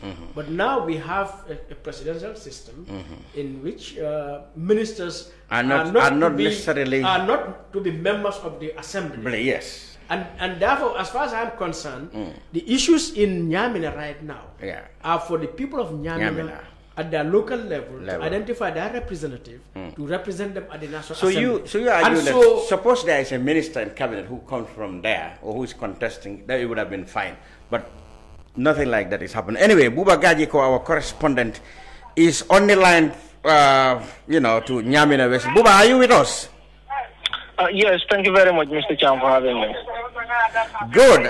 We want to find out so far, what is the updates? How has polling been since it opens in the morning? Yes, thank you very much. It has started very well. Actually, we went to Katamina where we started, and actually people came out in their numbers and they were queuing. Of course, voting, took place there, and then everything there was going very, very fine. Then we left for Sambang, where, of course, the NPP candidate will vote, and he happens to come here. So everything went well here. What you observe is so many people came early to cast their votes here. It is the biggest polling station around Nyamina West, that is Sambang. Of course, 400 votes will be cast here. So actually, they came early, but I learned that there are so many people who did not come because they went to their farms because they are working on their groundnut right now. So they'll be coming maybe around 3 o'clock to cast their votes. But as of now, actually, everything is going fine. There is no problem as far as the voting is concerned. So there were some allegations yesterday, actually, by the GDC regarding the election, because we got information that NPP were campaigning yesterday, but they refute the claims by the people of GDC. So when their candidate came here, actually to observe, that is the candidate of GDC. He informed us that he's not happy the way things are going because these people are buying votes, that is NPP, and also they were campaigning yesterday. So actually he is not happy with that. So he alleged. So when the NPP candidate also came, actually I spoke to him, and what he's saying that these are mere allegations. Actually he came with Sidinjai. So Sidinya also said this is not true, and then they are just doing this to fabricate things that are not true. But actually, he said there is nothing like that, buying votes or actually campaigning yesterday. So the IC chairman was here not long ago. I had an interview with him actually to ask about this yesterday campaign. So what he said is, if you are doing a campaign, you have to get your speakers around with your vehicle and everything. That was not happening. So he's not seeing anything that is malpractice in this election here, actually. Yeah, we did see, well, pictures supposedly in the night that was people chasing NPP campaigners on a day there shouldn't have been any campaign. Did you put that to the chairman of the IEC? Yes, exactly. We asked him about that, but it was a video that was not clear. Actually, you can hear the voice of some people who are shouting that these are vehicles from NPP, but you cannot see the vehicles and you don't know the people are involved. What he is saying is he cannot just confirm that these are people from the NPP because you cannot see any vehicle in that video. And actually, if they were doing campaigns, he said they should have actually carried out speakers and then, of course, they are talking to people. But there was nothing of that sort around that place, he said. So he cannot affirm that. But what he's saying is that there is no problem for him and everything is put in control. From what you've gathered, how is the level of popularity of the two parties? I mean, we know it's a GDC stronghold, but the NPP are saying that they've taken over all the supporters and their support base of the GDC. From your reckoning, which party do you think, or where do you think things will go? Well, I can tell you both parties are popular here. Actually, we understand that this is an area where GDC is having their base and then they have their support here. But I can tell you, I don't know how comes, but there are people who are changing, and actually there are some other people who are, of course, supporting NPP. So the actual thing is, I try to find out the place where I was in Choya. I find out there that so many people there are supporting GDC because the chairman of GDC is from Choya. So I in fact thought that GDC will definitely win this election, to my observation when I came yesterday. But when I reached at Pinay, actually it was a different narration. Any compound that you enter, you hear NPP. So actually this is a place where their chief is residing, and Sambang is a big village, and then Sambang right now I can tell you is divided. Some other people are supporting NPP while others are supporting GDC. But the actual fact of the matter is, you talk to these local people on the ground, they will tell you NPP, they are using money to get votes. Actually, this is the thing that they will tell you. But as far as GDC is concerned, they have support, but as of now, we cannot say that they will win this election 100% because these people have been campaigning here, and I can tell you they have other people. They were able to convince some other people to actually support them. There is this solidarity support between the GDC and the UDP. From your assessment, do you think how big, how strong is UDP support there, and how influential do you think this will help the GDC candidate? Well, very well. This, of course, many people said it will help. In fact, many people are suggesting here that hadn't been the UDP did not come to join GDC, it will be very difficult for them to win. Actually, I went to compounds where I asked. There is a village here called Katamina. It's a village where it's a stronghold for the United Democratic Party. I can tell you that there are people in diaspora. What they did is, in fact, the native of Katamina who are in Combo, they give them free buses to come that will bring them here to vote and will take them back in the Combos to vote. And then actually these are people who are supporting the United Democratic Party. And then the message that they are giving is they are backing the GDC here. So actually there are some villages where United Democratic Party, they are the dominant there. So this place is taken by GDC simply because the United Democratic Party are supporting GDC. There is 4,000, to be exact, 4,000 4,375 are registered there. But from all indications, do you think there's going to be a large turnout? You already said some have chosen to go to the farms before coming to vote. But is this not just an excuse, like you said, the allegations of vote buying, etc.? Do you still expect a large turnout? Well, I don't expect a large turnout as of now. In the morning, actually, the people that come, they queue. But right now, I can tell you, I'm sitting in front of the polling agency here. But we are not seeing anyone who come to vote right now. Actually, they were taking their breakfast, and right now they are chatting green tea. So they are no more working, I can tell you. So here, 400 people supposed to vote here in Sambang, because here is the largest polling station. But I can tell you, what I saw, I don't believe they have that much, up to 400 people. I don't believe that 400 people vote, because I don't see many of the time where people will queue or to stand long. You know, the queue was not what I asked other people who are residing here. They told me people will come, but they went to the farm because they are working on their groundnut, but they will be coming. So also we have to wait and see, because they have until 5 o'clock to wrap up. So I don't know, but the turnout in Sambang is somehow good. I will describe it as somehow good. But in Katamina we find a very long queue there. Fantastic, Buba Gajiko. Nyima wants to ask a question. Yeah, Buba, the allegations about election malpractice that is coming out from there, for example, vote buying and campaigning on days that they are not allowed to, has the IEC representative there committed to investigating these allegations at least? Yes, what the IEC is saying, they said they have put everything under control. That means they have actually investigated and they come to conclusion. In fact, the way he answered the question, you understand that they have come to conclusion. Because what the IEC chairman is saying is that for him, that was not actually a campaign what the NPP were doing yesterday. Because they I don't know, he said maybe their vehicles were moving around, but they were not having speakers in their vehicle, you know, that where they will be shouting and calling for people for campaign, and there was nothing sort of those things that were happening actually. So for them, there was nothing like malpractice for them. In Sambang here also, there was someone who was allegedly yesterday night actually arrested here.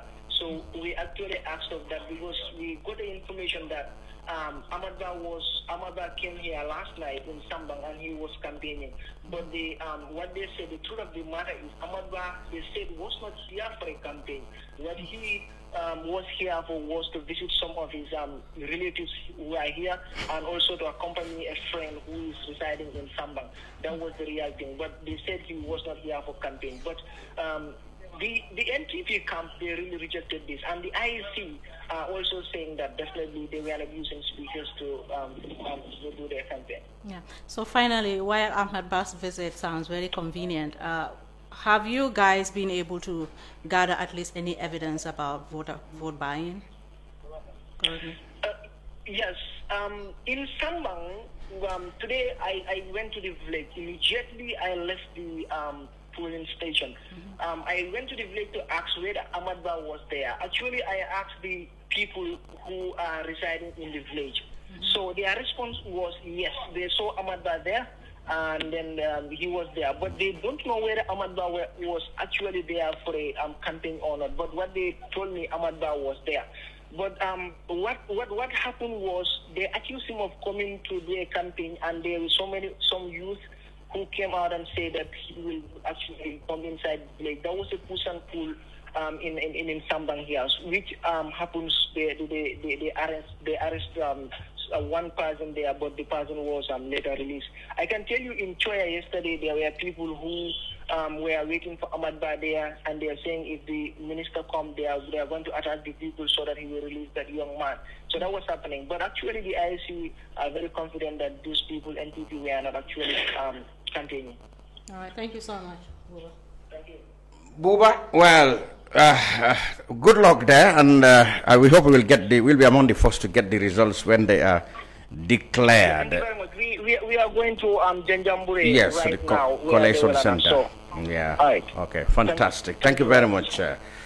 Ubagajigo of Kerr Fatou, live from Katamin, was it Sambang polling station.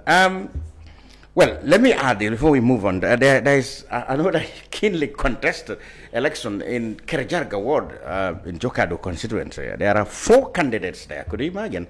It's a ward, but people have always been saying throughout that place is even more exciting. You know, everybody's energized. There is the UDP. Mamadou Silla is contesting for UDP, and there is Cham of GDC. There is our Gay of NPP and Wei Jara of APRC. So you have 4 parties contesting for a ward that definitely also belongs to GDC. I mean, GDC won Jokado and Nyomi. Those areas are very, very strong a base for GDC. So there are 4 candidates in the Kerr ward. From what you have, finally, we're closing up. Where will you put your money? I mean, we wait and see what happens there. What I It's a GDC stronghold, but the government is using all sort of machineries to ensure that they grab it by hook or crook. But admitted, actually, they're not going to leave anything to chance. They will. So both places seem to be GDC strongholds, especially as far as Nyima is concerned. If you look at the presidents, I think, if I am right, GDC won even during the presidential election. Double the both candidates. They won the parliamentary election. So I want to believe that if the vote is conducted fairly and people are mobilized on their large numbers, it's very likely that GDC is going to win. But of course, we have to understand that this is a very important test for this government, especially looking toward 2021.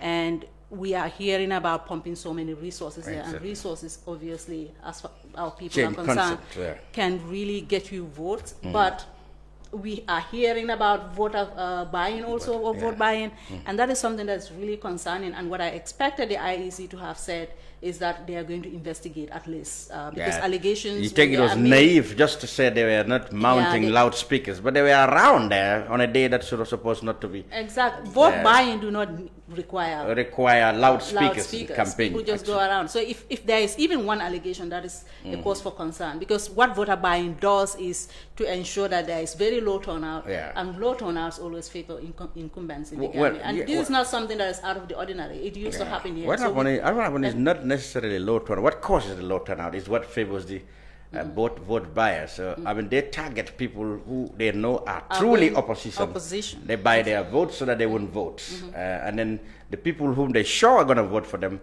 will be the people whose votes will count. So anyway, reminds me, Madi, of the American election. Still, I mean, well, since we've been on, maybe there have been development, but it looks like Biden is going to win the White House. Deal with Nyima first. Let me deal with Nyima. I mean, I have a different position on America, like supposed to many people, you know. But I mean, for Nyima or for Kerr, all I can say is, let there be fair, transparent elections. This issue of vote buying is, undermines the credibility of our election. For me, the presence of the number of ministers in a constituency undermines the election and our democracy. Much as if we say ministers are political appointments, but this is a local issue over there that the state cannot just bring all its ministers to saturate the place and dominate the locals and thereby influence them. It shaped the balance of power. And influence, so for me, in terms of the norms of democracy, in terms of the principles that underpin free and fair election, would be undermined by such presence. And I would wish NPP and GDC and the parties that support them just go there as parties. But then this is not a matter for the president to go and influence or for ministers to go and influence. Let the locals play it out there. They know their issues, why they want to vote for that party or that candidate and not this one, because that candidate is what represents them, their interest in the National Assembly. It's not the minister or the president that sits for them in the National Assembly. So democratic norms would just, and really if you want a new society, a new Gambia, the president should have advised himself and the ministers that let's let democracy play out there at the local level. But the president is so much interested. You can expect him to keep away and take charge. The ministers. So that aside, in terms of the US, I really don't care about whether Biden wins or Trump wins. Oh, and then come on, you definitely have a different position with a lot of people out here. Because for me, the US as an entity has to change. All right. Whether it's Biden or Trump or Barack Obama or JFK, I think the US is inherently, structurally racist, unequal, discriminatory society. And they blame Trump for promoting those things. No, I think Trump just exposes, manifest America promoted more than Trump did not promote anything. I mean, it's like we can go it's like the carpet. There are some snakes under the carpet. Of course, you lift the carpet. The snakes come up, but snakes have always been there. So American society is inherently racist, unjust. I mean, police killing black, for example, during Obama's time was happening. I mean, vote suppression of black people was happening since John F. Kennedy's time. I mean, since slavery, 1776 when they gained independence. I mean, blacks being unfairly treated. Civil rights. That's a system down there. That's why we had a civil rights movement. Civil rights. So it's an inherently unjust discriminatory system. One, at the broader global level, U.S. has been one of the leading threats to democracy and human rights around the world. Especially in the so-called third world countries, Africa, Asia, Latin America. Trump called them shitholes countries. Fine.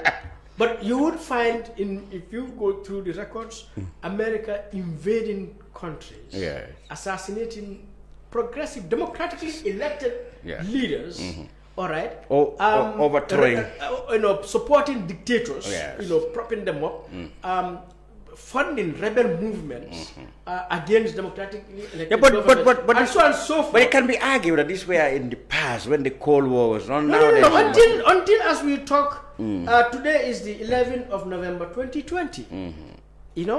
So America has not, lived up to the ideals that they preach, the land of the free, that America is a bastion of democracy.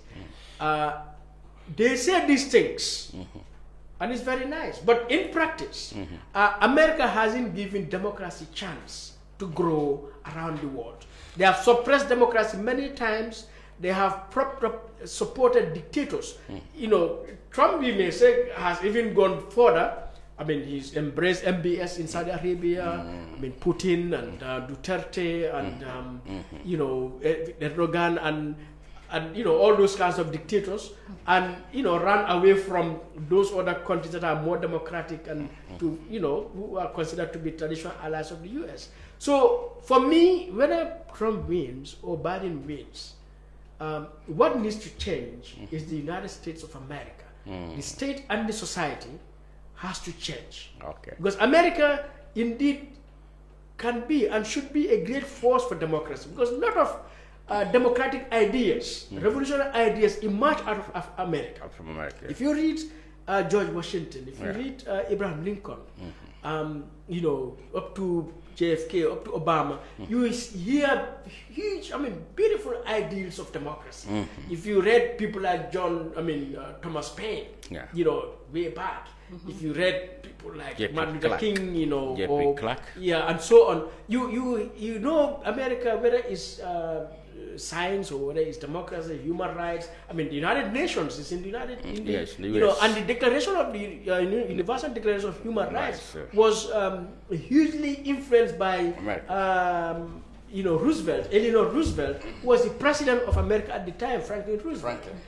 So America has really contributed hugely to the creation of democratic ideals, really, and a lot of human progress has emerged out of America.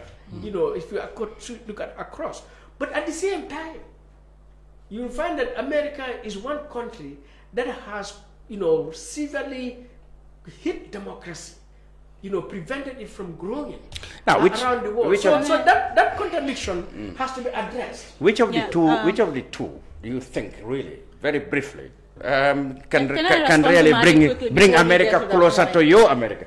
Yeah, I don't understand. Let's not forget that she's just back from the US hot foot. Yeah, but I hope to be as objective as possible. And I don't know why we're having this conversation, but while we're having it, I think, when America sneezes, everybody catches the cold. That's very true. Yeah. Madi, there are things I agree with you on, and there are things that I disagree. And here is what I agree with you is America has a lot of issues that they need to deal with. And it doesn't matter which party is in power, that is something that they need to address. But to their credit, America is one dynamic country that has evolved, and they came from a very long place. And it has been evolving democratically and responding to the needs of their people. The fact that we are having race, for example, race is not just an American issue, it's a global issue. Even here in the Gambia, we face racism against ourselves, right? Compared, if a white person and a black person approaches me, I'm more likely... Slavery and colonialism. Yeah, that mental slavery. I'm more likely to address the white person's issues than I am to the black person. So this is a global issue. The fact that the global conversation has begun around race, and it has begun in America, it's a credit to America's exceptionalism, right? Here is the thing. As we have this conversation, I believe that it's easier to lay things on the table more with the Democratic Party under Biden now than it is with Trump. And this is the reason why a lot of people are supporting Biden.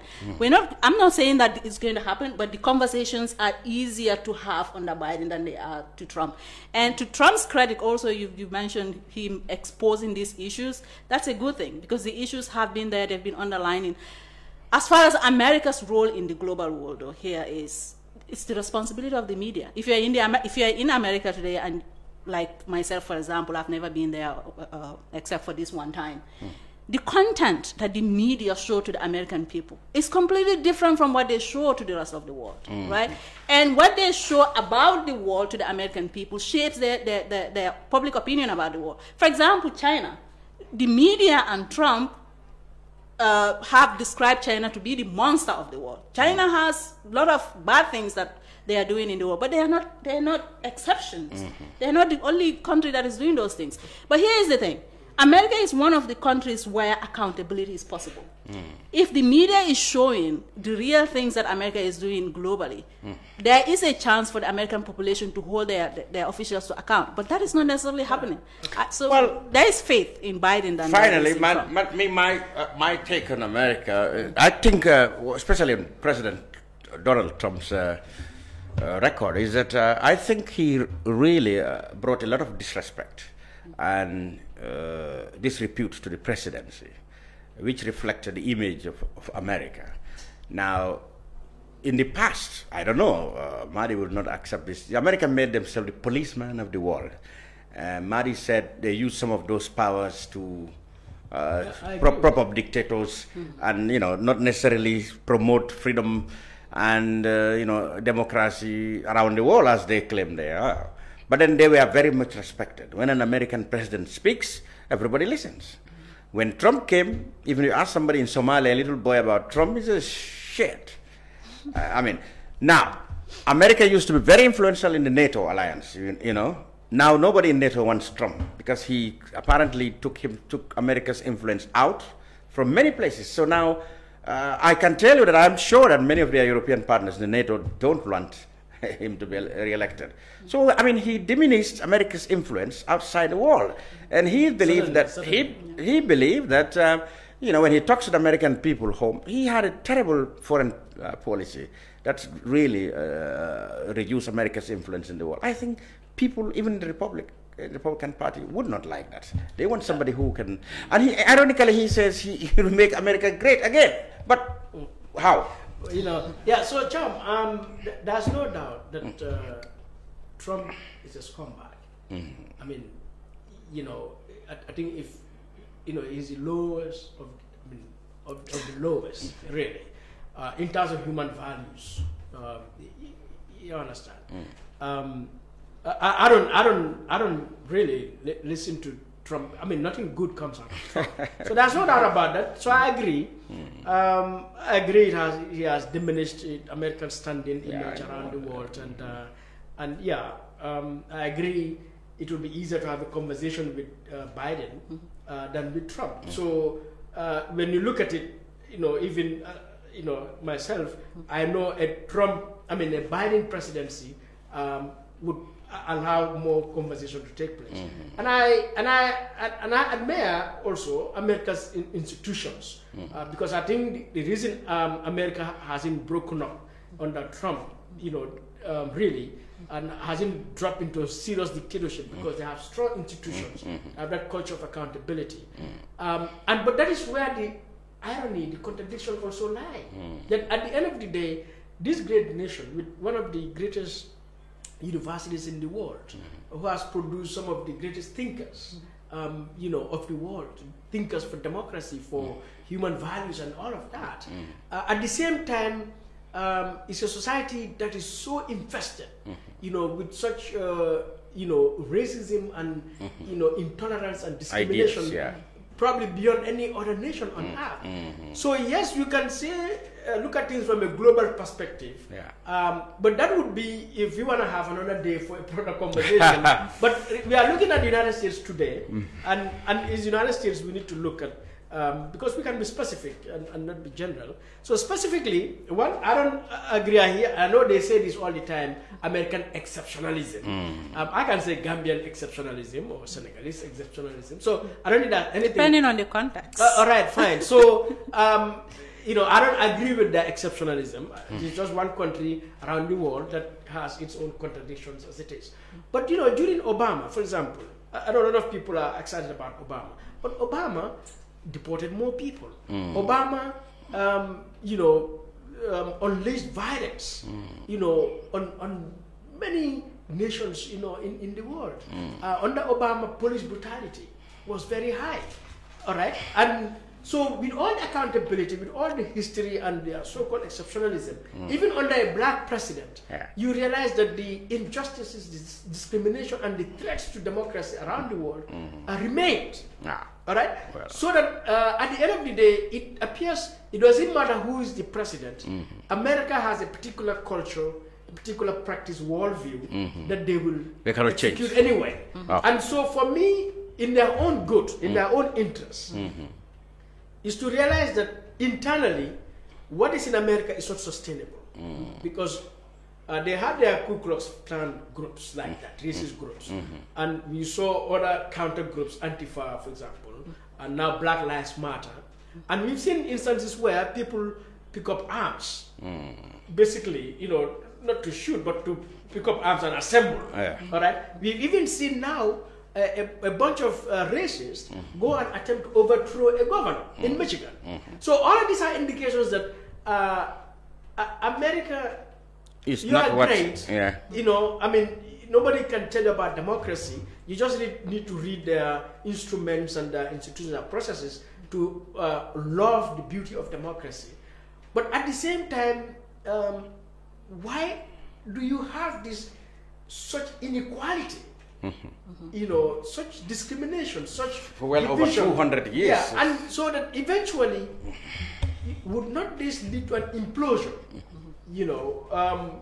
Because at the end of the day, it's going to be about people's lives, their rights, and people may be forced to take their destiny into their own hands and take the law into their own hands. So if I were to advise, whether it's Trump or Biden and any American, is to say, let us not just celebrate that Biden is voted, Trump is removed.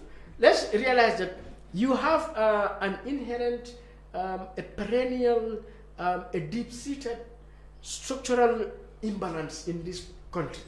You need to correct that. I mean, your level of education, your sophistication belies your reality.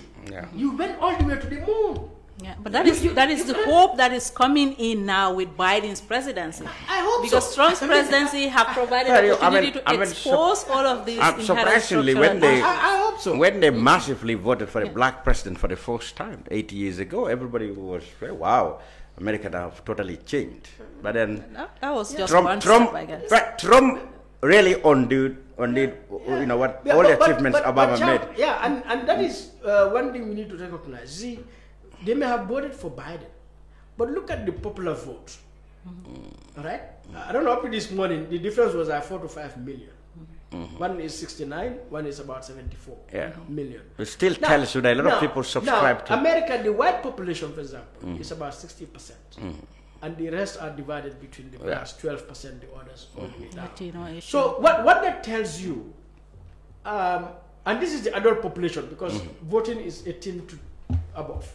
So meaning half of the voting population, half of the population of the United States, you still subscribe to, is still racist. To Trump says. That's tough, you know, and that is really deep. So it means these are white people. You know, and you got some confused blacks who are supporting Trump also, you know. Yeah. But these are basically white people in homes, in institutions, in communities who still uphold white supremacy and that, you know, idea of, you know, inferiority of other people. So, meaning for 200 years, what has American government, society been doing to educate themselves? And like your experience, I had that experience too when I went to the US. And anytime I go there, I tune CNN. And I hoping to see Anderson Cooper or, you know, Farid Zakaria's show. And I realized the CNN they are showing in America. It's not the CNN I watch different. in Cambodia. I know. You know, and then there is this huge sort of crazy people in the media. Like right now, you go and listen to Fox News. You think you are in another country. You know? So, I mean, I don't know. But, I mean, to finally close, guys, what I would say in terms of the Gambia, I think for far too long, we the Gambians, have been taking things for granted from independence. And you know, what we are seeing today is merely the reflection, the manifestation of our nature. And I think we need to change our nature as a people, you know, to demand accountable leadership, to demand good governance, and to demand democracy, bearing in mind that democracy, I like to say this all the time, is not delivered by the president or the National Assembly or the IGP or anyone in the state. The democracy is always produced and delivered by the people. Right. All right. And so, and this democracy is not just the government, but let us demand democracy and good governance in our political parties. You know, first and foremost, because political parties are very important. Governments in waiting. Yeah. So if our political parties are not democratic, are not transparent, are not accountable, and subjecting themselves to the best standards of leadership, you know, inclusion, participation, we certainly will never have a democratic government, which means we cannot have a democratic society. So our parties need to be democratic. And you know, they should abandon these age-old narratives about women, about leaders, about individuals. You look at our parties, they are basically led by the same people since they were created. You want to argue to us that, yeah, it is about the people, still love them. No, put standards, targets, limitations. All right? That, look, if you're a party leader for 2 years, Journalist Mamadou Diouf raised that issue and he got into trouble with some people about this. Yeah, but I mean, because that is where we start the making of democracy. That, you know, the culture of democracy is in our parties. If that party wins government, it will come with that democratic culture to government. And that is how we also affect, influence the rest of the population. But if you have an undemocratic government, an undemocratic leader, a leader without the ideas of democracy, because he's not subjected to that culture anyway, then you have statements like what Barrow is making today. You have statements that, you know, Jammeh was making. You know, it's surprising because it can be at individual level, that even at the individual level, some people are well informed. Like if you look at Jawara, some statements he's made, you know, 40, 50 years ago, they are more democratic really, than what our current leaders, as political party leaders, presidents, ministers would make. Madi Jobarteh. Madi, I just wanted to reinforce finally what you said. Even in my class where I discuss democracy with the students, it's very sad when you hear people say democracy is not working. Right? They say democracy is failing us. Look at what is happening. People are insulting each other. This is happening. This is happening. And I tend to believe a lot of these people think democracy is a living organism where you bring him or her to do the magic. Democracy is just a culture. It's a culture you adapt. And because there is a lot of misunderstanding about what it means and how it works, those of us who are in positions of influence, we have a responsibility to ensure that we institute this culture wherever we are, whether it's political parties, whether it's educational institutions, whether it is government, whether it's civil society, wherever we are. We have a responsibility with our influence to institute this culture within that environment so that it can multiply, so that a lot of people can see how it works. Democracy doesn't work itself. People work it, institutions work it. So if it is failing, it's not democracy that's failing. It's the people who are failing to do their job, or the institutions are failing to hold to their responsibility. Fantastic. Nyima Camara, just back from America. You were in Illinois. How did they vote? Democrat? For Biden. Biden. I was surprised. Okay. And before we came on air, Biden was... It's Obama's home state. So Chicago is the biggest city in Illinois, and Chicago is largely Democratic. So they but a lot of the other smaller villages are really voted Trump. For Biden. Yeah.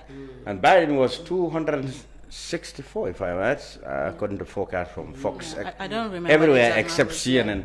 260, I think it's 64, which is just a few electoral college votes short of two. Which is another matter they need to deal with. I mean, this idea of electoral college. Well, that's the problem. I used to question it, but I kind of have an idea why. Because America is a federation. It's not necessarily a unitary state as we have in the Gambia. And as a federation, it's like states are giving mandate to the federal government to act on their behalf. So if, for example, let's see what is happening with Biden. Biden is winning in the bigger states. Right? Well, you look at a state like Wisconsin, for example. A lot of many counties are turning red. Many counties are red. So turning Republican. And you look at just few cities that are Democrats, right? You can just count them on your fingers. And what that shows you is that bigger cities with high populations are voting Biden. But many counties, rural areas, are represented by the Republican. So the electoral votes, for me, comes to deliver representation on an equal platform. Otherwise, you're just going to have people in concentrated cities that are voting largely for a candidate that have won, and where their representation is not distributed widely across. But what he says, what defeats common sense, is that the person who received the largest votes not necessarily become president. That's what he's saying. Well, I mean, here we're talking about representation, though. That's what defeats common sense. Representation matters. I hear what you say, but both are about representation. Both are about representation. So the issue now is which is more of a qualitative representation than the other.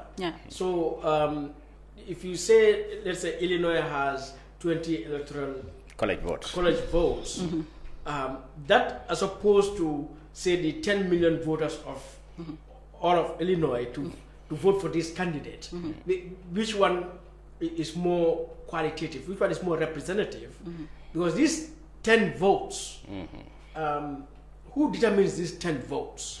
No, I think popular votes determines. I think how it works is that, Madi, if you win a popular vote in a particular state, that would determine the number. What happens is that the overall, where the problem can lie is the overall. Like, for example, it's just Pennsylvania is 20 electoral, the biggest, isn't it? Okay. Now, if you win Pennsylvania, you get 20. California has 36. Now, if you win that, you have to have the majority of votes there to win that. That's true. But you can win that and get 20. And somebody can win other states, 2 or 3 other states with larger populations, and still fail short of the electoral college. But Chad, that's why the contradiction is because overall, if the popular vote determines the electoral in a particular given state, then naturally, nationally, one who wins with the highest college votes nationally, federally in this case, should also have obtained the largest popular vote. It doesn't necessarily follow. No, it doesn't necessarily work that way. Let me give you an example. Let me give you an example. Here in the Gambia, we have 6 administrative areas, 6 or 7 administrative areas. Say for example, it's a known thing that Western region has the highest population. That's a 200. Let's say, for example, Western region's population is higher than all of the other regions combined. If a president wins in Western region, it goes without saying that he wins the popular votes because the population is higher than the rest of the other administrative areas combined, right? But here, what the electoral college system is making possible is that you're not just going to win Western region because they have the highest population. You have to win from Kiang. At least you have to have more of these administrative areas voting for you, so that each one of them can be represented. So Nyima, no, I think Western proportional representation that's not equal. Has 40 electoral votes. So you and you win the majority of votes, and that determines the electoral college votes, so that you carry the 40. It should apply that you have won already the popular vote in order to obtain this 40, because I cannot win lesser. So I have the feeling the college votes, electoral college votes, are not connected. Are not proportionate. Proportionate to the popular votes. No, it's not. No. I mean, it's popular votes in terms of numbers. No, listen. But to win, you know where I know where the problem is. Cut my head on American. Where the problem lies is the inequality between the states as far as electoral college votes are concerned. Why is Pennsylvania more electoral votes than Georgia, for example? Why? Is it that because more people live in Pennsylvania than Georgia? I think it depends on the number of counties. No, that's and they said proportional representation. I think it depends on the number of counties. Okay, now listen. If there are 10 counties in Georgia, all right, and there are 6 counties. But I'm not sure, but that's what I think. No, it has a proportion. You can be right. Well, if there are more counties, more electoral votes. All right, but then there can be more people in a state with the least electoral votes than a state which has bigger electoral but less population. But this is what I'm telling you. America being a federation, I think the idea about electoral college is that it's not necessarily people who are voting for a federal president. It is the states that are voting for a federal president. That's what I'm saying. But that is why you are not just winning a popular vote, you are winning also the states. What he's saying and what winning the states gives you the electoral votes. That's what they are saying. What they are saying is the majority, all the votes together, every vote cast in the United States, Hillary Clinton got more than Mr. Trump last time. But it was Trump who won. Because Trump won more states than Hillary. He won states. I think you guys may have to bring the U.S. ambassador. We have to have it. No, I talk about that. I think proportional representation they said is not accurately observed. The proportional representation. Proportional representation. That's a different matter. But the point is, for me, I don't approve of their voting system. Complicated. I would rather want direct democracy where one man, one vote, and you count all vote across the country. No college, federal or unitary state, whatever. But at the end of the day, you are the citizens of the United States. You know, which is broken down into states and counties and cities and all of the classifications. But collectively, let's vote for our president.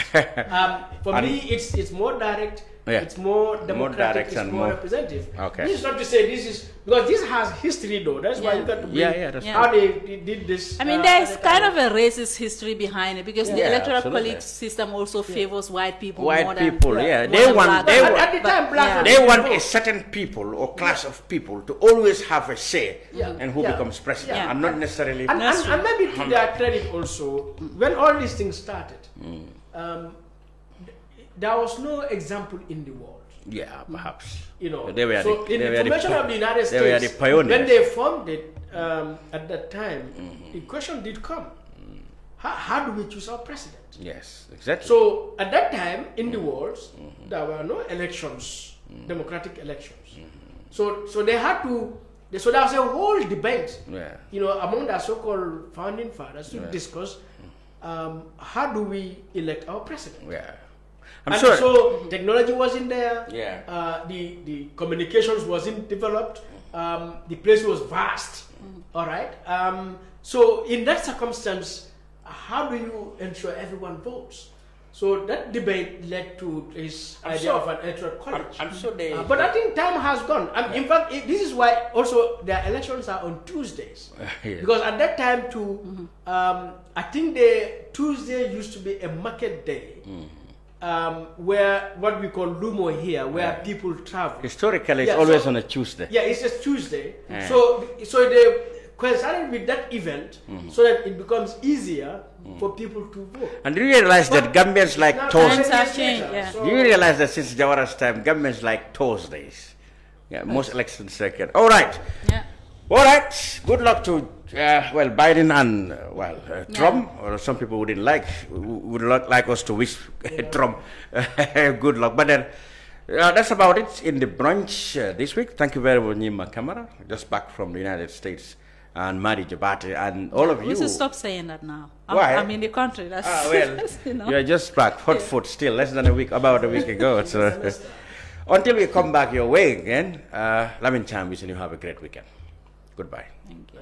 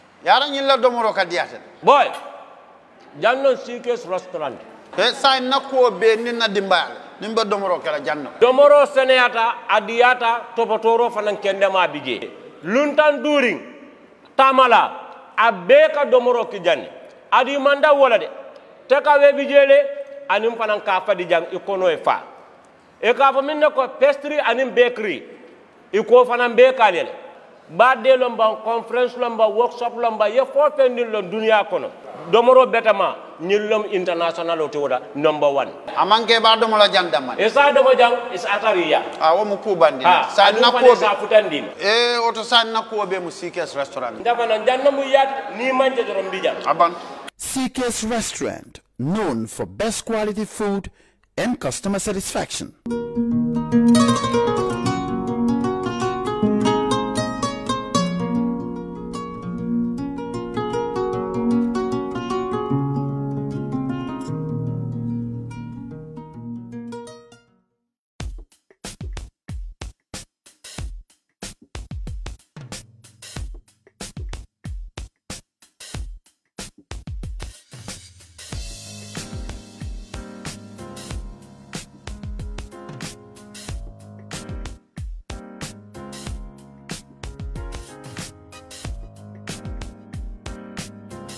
Miss B Designer Outlet is the #1 quality and affordable stop shop for all your needs. Get your evening dresses, suit and ties, office wears for both ladies and gentlemen, beach wears, sport wears, pure leather shoes for men, quality belts, bags, heels for all beautiful ladies, original perfumes, accessories, and a lot more.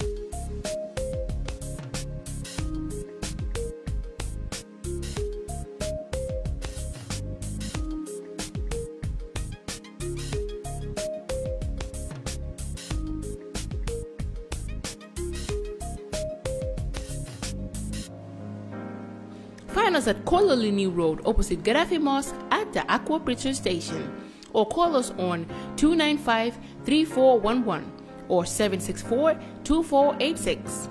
Miss B Designer Outlet. Shop right, look good.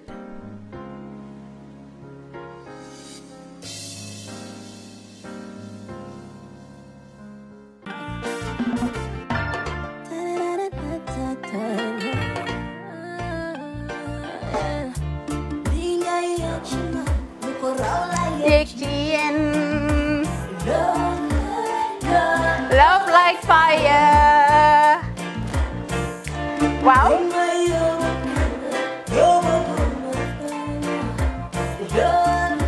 Love like fire. Xam ngeen rek affaire bi xam ngeen fan la?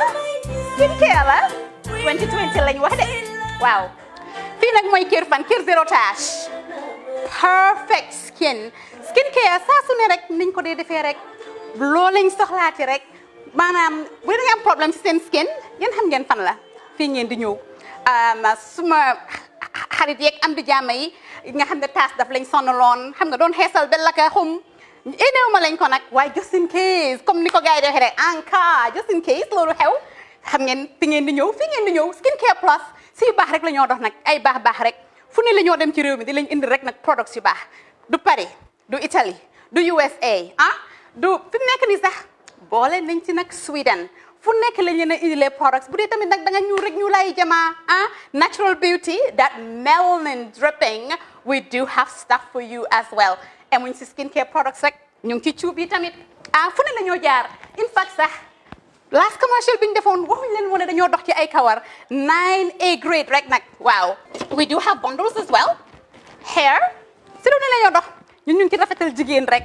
luy taaral jigéen rek waaw boo leen di tukki tamit bëggoon rek classic suitcase dañoo dox ci ay Samsonite duñ dee indi any brand of suitcases though other than Samsonite comme li ma dee wax rek boo eggee airport dëri Samsonite dafa am nuñ laa xoolee waaw ngeen ne lan nag waaw skin ci moom la ñu gën a xamee nag skin care products ci moom la ñu gën a xamee ñu ngi dox tamit bentee tamit si ay dàlla man waaye man nag skin care mooy suma specialty xam nga rek jigéen bu sa xar kanam réglé loo def mu jag am nañ Patricia Reiner Kiwi Eye the whole range Lighten Up Gold Tomatine I mean the list can just go on and on and on and on lépp loo xam ne rek luy taaral jigéen la ci yooyu rek la ñoo dox skin care plus nag emuñ si Gambia rek ñu nga United States ñu ngi Gambia fii ba pare bu dee yaa ngi anywhere in Europe mun nañ la ko mail within 3 days rek ñetti fan rek nga jot say diw emuñ si loolu rek dañ laa consult tamit balaa ñu laa jaay diw dinañ def a free consultation pour wax la rek exactly li nga xam ne moo méngoo ak sa kanam dinañ leen wax tamit ne rek am nañ perfumes you know fragrances men's shirts accessories we do dresses as well we do blouses I mean we do shoes name it we do them Skincare Plus 2020 is our year of perfection zero task fi mu nekk nii réew mi fii kenn waratu fi task kenn waratu fi am problème kanam kenn waratu fi am problème picture boo ko amee dafa fekk ne rek ñëwuloo ci place bi fii